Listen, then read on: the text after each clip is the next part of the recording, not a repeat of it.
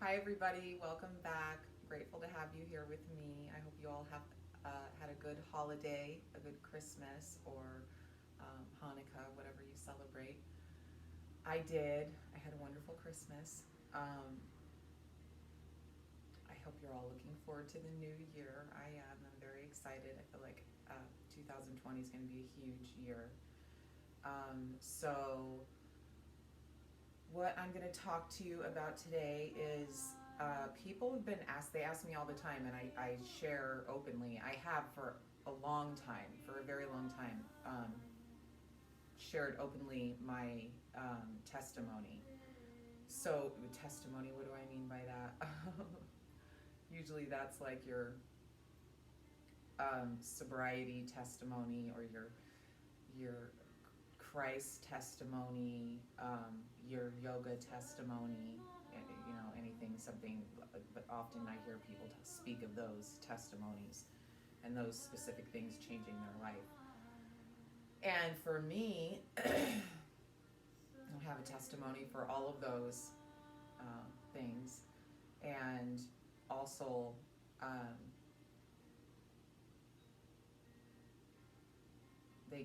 they all kind of came at the same time. So like my yoga testimony, my Jesus testimony, and my sobriety testimony all go together. So I don't want to make this a super long video. I want to keep it short and sweet. So I talk a whole lot about saying that that Jesus brought me to yoga and that Jesus brought me to Tantra. So I say that very often because that is my story. So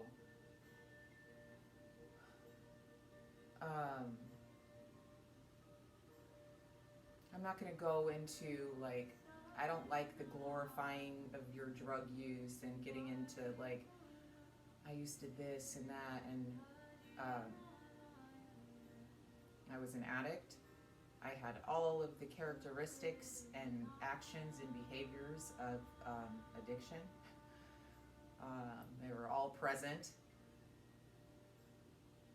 My addiction lasted about 2.5 years, maybe close to 3.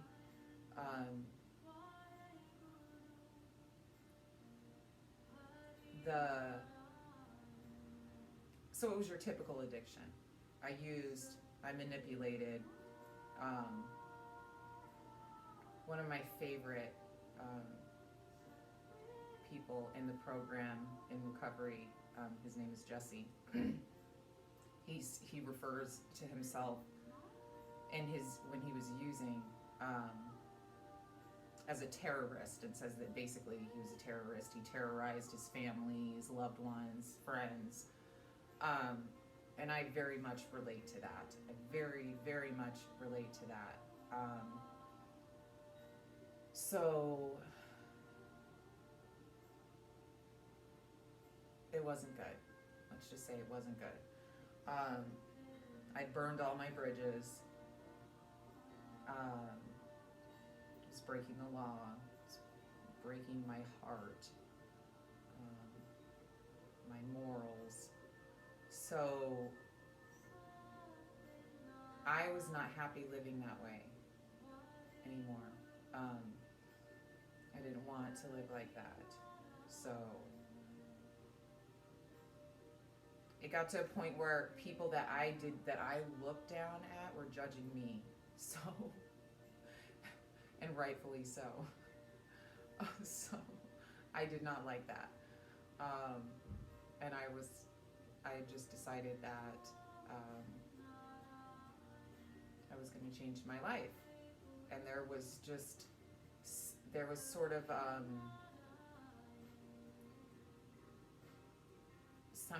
feeling in my gut, something that I could feel inside of me that was different. It was like a drive, a push There was an internal push in me to seek help and take action to change my life. Whereas in the previous 3 years, I really didn't want to.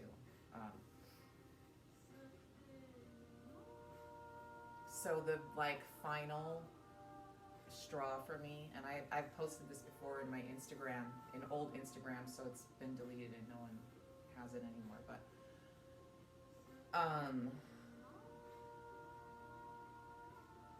so the turning point for me, I was depressed. So I used, because I was depressed and I didn't have any skills to cope with my depression or to prevent my depression. It wasn't even about, you don't need to cope with depression. Yoga are skills to prevent depression. I didn't have skills to cope, to deal, any of that. So, and that wasn't anybody's fault, because the skills that I need, it's not like my family didn't give me something I needed or I was lacking something in life. That was not it. It was that I was never, it's honestly, I want to say,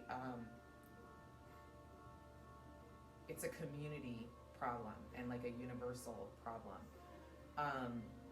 I was never given set of skills to breathe and to cope. No one introduced me to this wonderful thing called your breath, pranayama, so that you can calm your thoughts and calm your body, because your body will respond to your thoughts. So basically, I was just always trying to use to cope the massive amount of thoughts that were going on in my head. And I just didn't want to have them. I didn't know how to deal with them, so I didn't want to have them. So I would use to cope with a massive amount of thoughts. And in yoga, it's referred to as the monkey brain. So I had massive monkey brain syndrome, and I didn't have any set of skills to cope with that, which is really, truly, I believe, what all addicts are really dealing with. It's like you're told you got to go to get in the program, and you got to do the 12 steps, and I do, and I love that, and I strongly believe in that, and that you got to go to counseling, and I've done all that, and you do that. But I've found that at the end of the day, I really truly believe the major problem is just the human condition. It's not even about addiction, but about the human condition and the monkey brain. So yoga helps you to deal with that. So basically, my biggest problem was I had depression, and I kind of convinced myself too that I had this. If I had the thinking that I had today, I couldn't, I can't even have depression. I can't even take that in. But back then I used to listen to the world and everything they tell you, and I would take in all of their opinions and I would ingest them and make them part of who I was. I don't do that anymore. Another thing I didn't know how to do, I didn't know how to protect my mind from all of that, which I know how to do today. So the major depression made me, and then the drug use made me very depressed and suicidal. So the turning point for me was I really tried to kill myself, and swallowed 25 to 30 1 milligram Xanax. And I don't talk about this publicly. I've talked about this with people, and I did write that post about it, so it's public, but I'm actually saying this, not just writing it. And then I woke up in the morning and I was so mad. I was mad, first of all, because I took most of my pills and messed my day up. That's how it goes. And then I was pissed that I was alive. But at the same time, that was the turning point right there. I was like, you won't even let me kill myself. I have to get. I'm serious. I was angry with God. I was like, you will not even let me kill myself. You're not letting me out of this. And it was true, and it wasn't happening. So, like, I had a path, and I needed to get on it. So, I didn't get sober right away. I really turned into a hot mess after that. Like, I kind of went on an even worse downward spiral, but then it was short-lived, and I quickly picked myself up. It was within 6 months of that happening that I decided enough is enough. I'm getting into treatment. My family, like, got it. They understood. They saw in me that drive that I was telling you about. There was some kind of fire stirring up in me, pushing me. And they saw that, so they supported me. And I went to detox at Community Bridges, which is a place in Phoenix, Arizona that's open to the community. It's a recovery for opiate addicts and alcoholism, I believe. Is that? I think, yes. I think alcohol addiction and opiate addiction. So, I love that place. A lot of people have a lot of negative opinions about Community Bridges. And that's truly only if you're an addict and you're not ready to get clean and you're being pushed there, or you're not going there with an open heart. Those are the people that talk bad about it. But anybody that went there with that fire burning in them, like I had, I know will only say just like amazing things about that place. It like lights my soul when I talk about it, and I'm gonna get emotional.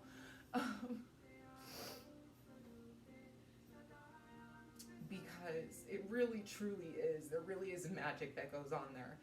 And there are people that abuse the system, and or people whose hearts are not in the right place, and they may say negative things about it. But Community Bridges is a really, really wonderful place for people that want to heal. If you have an addiction to alcoholism or opiates, and I believe pills too. I believe benzos as well. I know for sure benzos. So I went there. I completed their program. It was wonderful. There were so many signs from God when I was there, like that I was on the right path and I was in the right place. And I was very open and receptive. I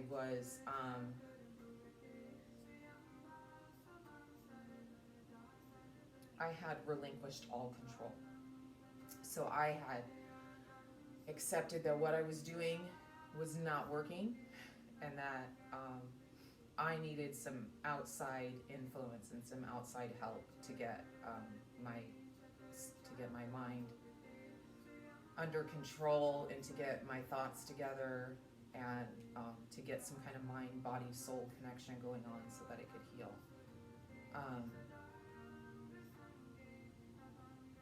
So I went there, I completed it happily. I finished, got out, moved out of my place, moved home with my parents, because it's really good to be, when you're in recovery, around people that know that you're in recovery, that know that you want to heal. So you need to live, if you're not going to rehab, then you need to live in an environment with people that are on board with your recovery. So I did that, and I went to intensive outpatient and completed 6 months of intensive outpatient treatment. And that was all good. So, but I get sober. I do the treatment.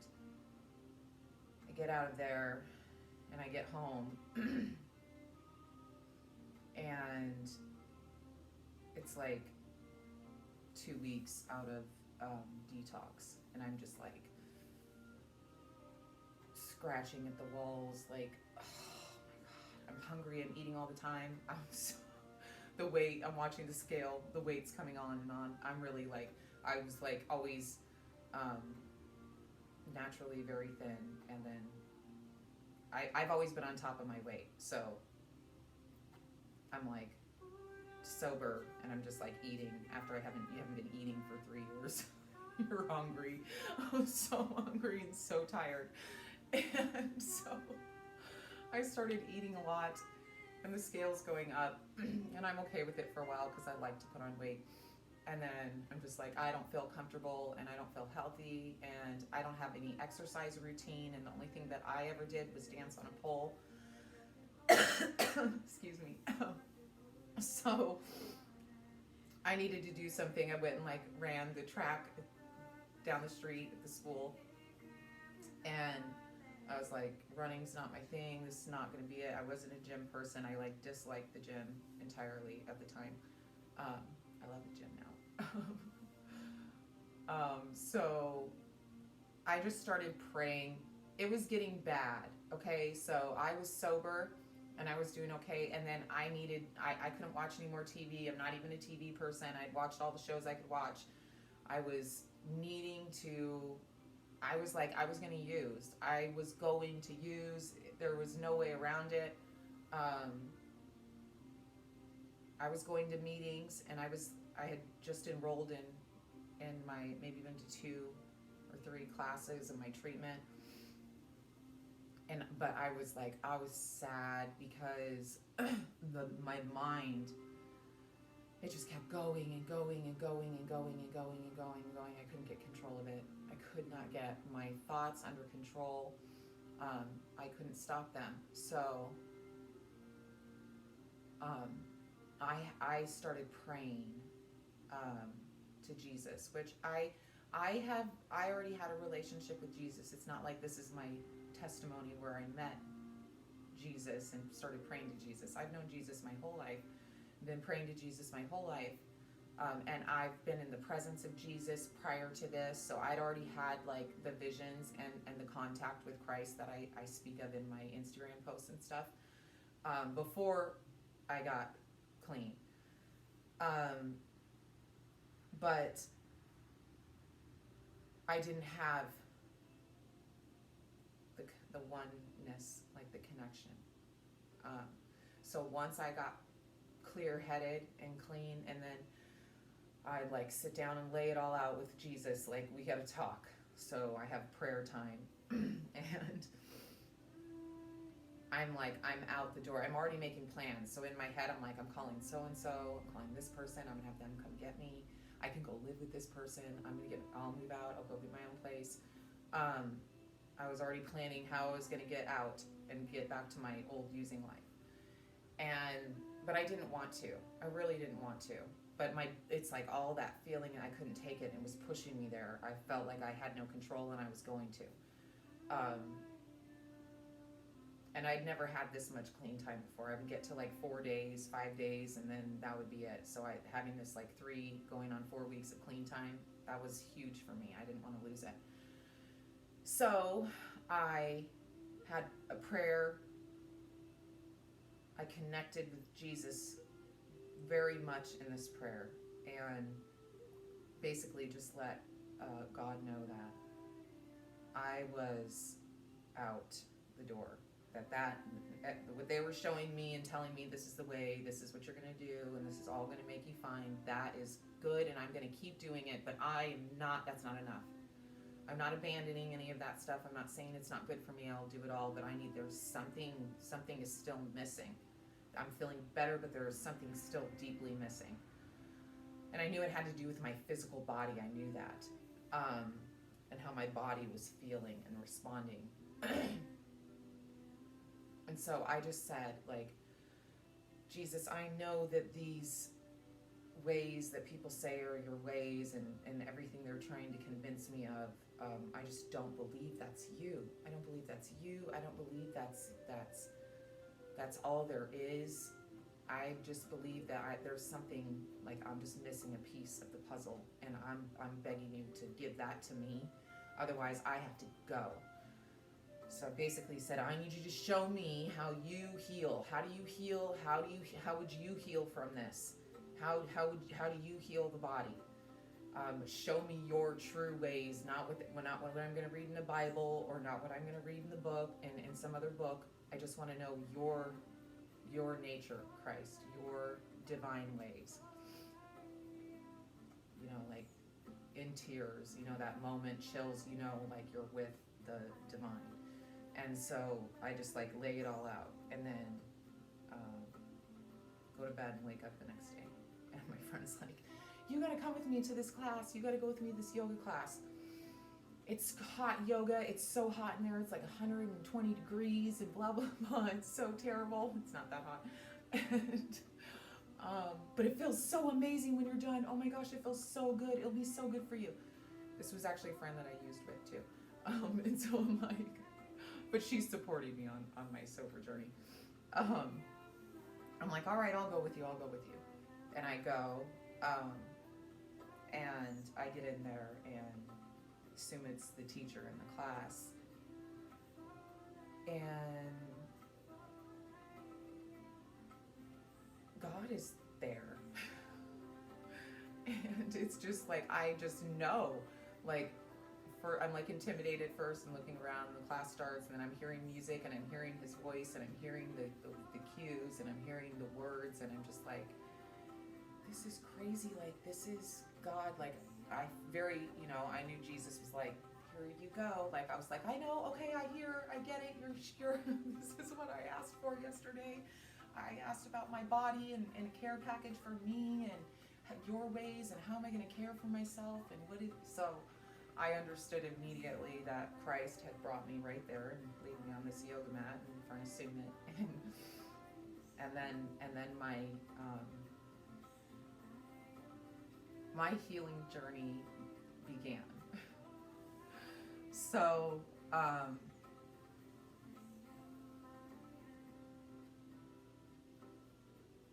got my ass kicked in that class. Big time,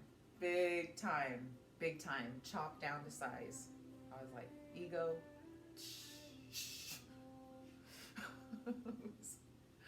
contemplated not going back. Of course, everybody does. But the way I felt when I walked out that door, I never felt anything like that in my life.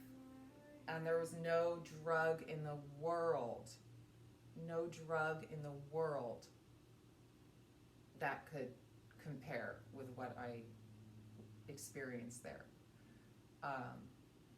After that class, I went to a meeting, an AA meeting with one of my friends that was in the program. And I just remember I was like, yeah. Like everyone after their first hot yoga class. And I was like, oh my God, and what I discovered. And this was 13 years ago. I'd never seen anything like it. I'd never heard anything like this. So it was like a whole nother world to me had opened up. What you don't know, you don't know.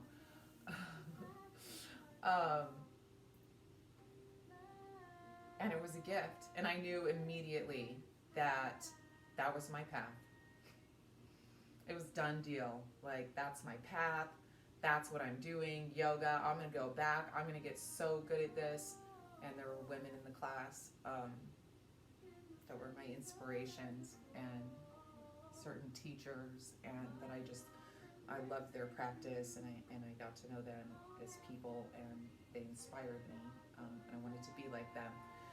So I followed that path, and I educated myself and went to school, and it's helped me stay on track, and it's been what I've pursued. So that's the path that I said, yes, this is how I am healing. This is how it will help others heal. And all was crazy after that. All was well, but yes, still, it was life. So I'll tell the rest of that story another time. I always say that I have the pre-yoga story and then the after yoga. The pre-yoga testimony and the after yoga testimony. Because there's so much transformation that happens once the yoga starts, and then you start living. Then you really start living. and experiencing life on like the deepest levels to like its deepest layers. So that is why I say that my yoga testimony, my Jesus testimony, and my sobriety testimony, healing testimony, they're all the same. They all occurred like at the same time. I guess my soul really woke. So I hope I kept that short and sweet. It could have been so much longer. I left out so many details. But I hope that you like that story and know that you can just be at your absolute lowest, and you can just go to places that are beyond imagination. I never imagined that I would be who I am today. That's weird. I think about that now. Back when I was using, I had like other goals or dreams or things that I thought I was going to get like a rich husband or something that was just going to provide for me and take care of me. But I have like zero tolerance for a lot of stuff, so I mean, I can't date anyone for their money. I don't care how much money you have. You mouth off to me. So, but the plans that I had and how I thought my life would look, I always pictured like having a man by my side with a lot of money that like made me capable for me to do what I want, but I don't have any man by my side. And I don't make a lot of money, but I get to do whatever I want. And I'm very happy and I'm pursuing my dreams. But yeah, I never imagined that I would be Jennifer Bridwell, the yoga teacher, Tantra teacher, pole dancer, stripper.